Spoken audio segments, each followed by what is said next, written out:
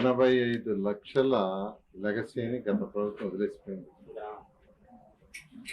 గత ప్రభుత్వం చేసిన ఆర్థిక వ్యవస్థ అవకతవకలతో 10 లక్షల కోట్ల అప్పుని ఈ ప్రభుత్వానికి వదిలేసిపోవటమే కాకుండా, అంటే అప్పులని ఎవరు కట్టాలంటే మనం కట్టే ట్యాక్సులతోనే రీపేమెంట్. 85 లక్షల టన్నుల చెత్తను కూడా వదిలేసిపోయింది. అంతా ఇంత కాదు. అయితే ముఖ్యమంత్రి గారు మొదటి నుంచి శానిటేషన్ హై ప్రయారిటీ ఇస్తూ, గతంలోనే ముఖ్యమంత్రిగా ఉన్నప్పుడు కంబైన్డ్ స్టేట్లో ఉన్నప్పుడే గ్రీన్ అండ్ క్లీన్ అనే ప్రోగ్రాంలు చేయించారు. 2014-19లో స్వచ్ఛాంధ్ర అనే యొక్క కార్పొరేషన్ పెట్టడం జరిగింది.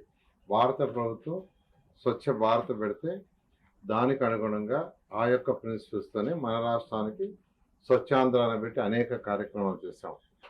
అనేకమైన ఎక్విప్మెంట్స్ కూడా కొనిచ్చాం మున్సిపాలిటీస్కి. కానీ ఎక్విప్మెంట్స్ అని గత ప్రభుత్వం మొదలుపడేసింది. సరే, లెగసీ తీసుకుంటే 85 లక్షల లెగసీ. అయితే ముఖ్యమంత్రి గారు ఈ ప్రభుత్వం రాగానే మొదటి అక్టోబర్ 2వ తేదీ, అంటే లాస్ట్ అక్టోబర్ 2వ తేదీ మచిలీపట్నం అనౌన్స్ చేశాడు. రాబోయే 1 ఇయర్లో కరెక్ట్గా 365 రోజుల్లో ఈ రాష్ట్రంలో ఉన్న 85 లక్షల యొక్క లెగసీని పూర్తి చేయాలి, ఎక్కడా ఉంచకూడదని మున్సిపల్ శాఖ ఆదేశించడం జరిగింది. ఆ నేపథ్యంలో మున్సిపల్ శాఖ దీని మీద అధికారులతో అనేక దఫాలు డిస్కస్ చేసి, అనేక రకాలుగా డిస్కస్ చేసి, రాష్ట్రంలో ఉన్న వాటిని క్లస్టర్స్ చేసి టెండర్లు పిలవటం జరిగింది. టెండర్లు ఇచ్చాం. అనేక కంపెనీలు టెండర్లో పెద్ద పెద్ద కంపెనీలు పాల్గొన్నారు. వాళ్ళు ఈరోజు లెగసీని ఎంతో వేగవంతంగా ఈరోజు చేస్తూ ఉన్నారు, ఎంతో వేగవంతంగా. ఇప్పుడు రోజు తీసుకుంటే యాక్చువల్గా అంటే వచ్చిన తర్వాత దాదాపు 85 లక్షలు, ఇప్పుడు మిగిలినది 35 లక్షలు. 85 లక్షలు 40 లక్షలు ఫిల్ చేసాం. మరొక 35 లక్షలు ఉన్నది.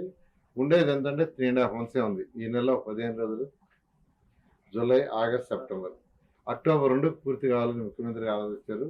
ఈ 3.5 నెలల్లో ఈ బ్యాలెన్స్ 35 లక్షలు ఏటట్టుగా వచ్చేస్తున్నాం రాష్ట్రం అంతా. ఈ నేపథ్యంలో తిరుపతి తీసుకుంటే, తిరుపతిలో యాజిటీస్గా జిగ్మా అనే కంపెనీ వాళ్ళు యాక్చువల్గా టెండర్ దక్కించుకొని చేస్తున్నారు. వాళ్ళైతే ప్రజెంట్ రోజుకి 900 టన్స్ మాత్రం చేస్తున్నారు. అయితే రోజు ఇక్కడ 2700 టన్స్ చేయాలా, చేస్తేనే అవుతుంది. అంటే తక్కువ చేస్తున్నారని నేను యాక్చువల్గా వాడికి వచ్చా. ఎక్కడైతే ఏజెన్సీస్ మనకి ఇచ్చిన టార్గెట్ డైలీ టార్గెట్ ఎక్కడ తగ్గుతుందో ఆ ప్లాంట్ విజిట్ చేస్తాను. ఆ నేపథ్యంలో విజిట్ చేశాను. అంటే మొన్న రివ్యూ చేస్తే విజయవాడలో, అమరావతిలో విజిట్ చేస్తే ఇంకొక 2 ప్లాంట్లు పెడుతున్నాను సార్, ఉండే ప్లాంట్ కాకుండా ఆల్రెడీ మిషన్ కూడా వచ్చిందన్నారు. ఫోటోలు కూడా చూపించారు. అయినా ఫిజికల్గా వెచ్చి చూస్తామనే దాంతో ఈరోజు యాక్చువల్గా రావటం జరిగింది.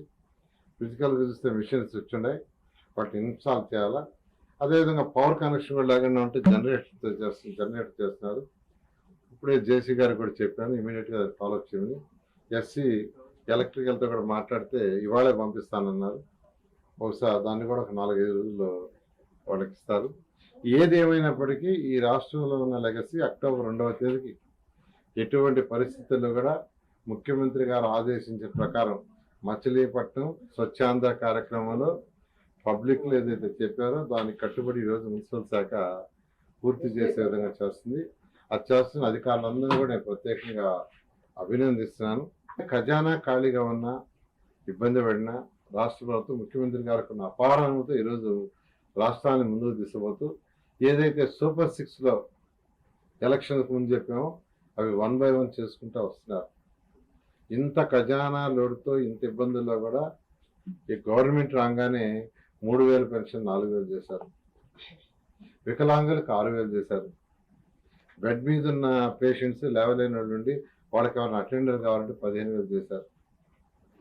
డబ్బులుండి కాదు, లేకపోయినా మాట ఇచ్చాం. మహిళలకి, పేద మహిళలకి 3 ఉచిత గ్యాస్ సిలిండర్లు ఇచ్చాం.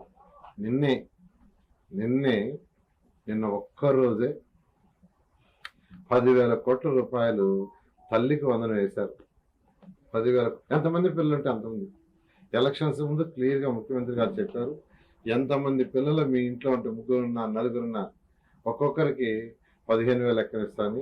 మాట తప్పకుండా ఖజానాకి ఇబ్బంది అయినా నిన్న ఇవ్వటం జరిగింది.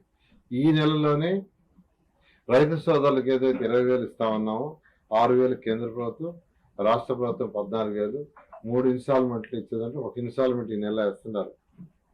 కేంద్ర ప్రభుత్వం ఇన్స్టాల్మెంట్ ఏం కానీ రాష్ట్ర ప్రభుత్వం కూడా వేయాలని ముఖ్యమంత్రి గారు ఆదేశించారు. ఇది కాకుండా ఉచిత బస్సు ప్రయాణం, మహిళలకి ఉచిత బస్సు ప్రయాణం ఆగస్టు 15 చాలా మంచి రోజు మనకు. ఆగస్టు 15 ఇంప్లిమెంట్ చేస్తాం, ఆల్రెడీ అనౌన్స్ చేశారు.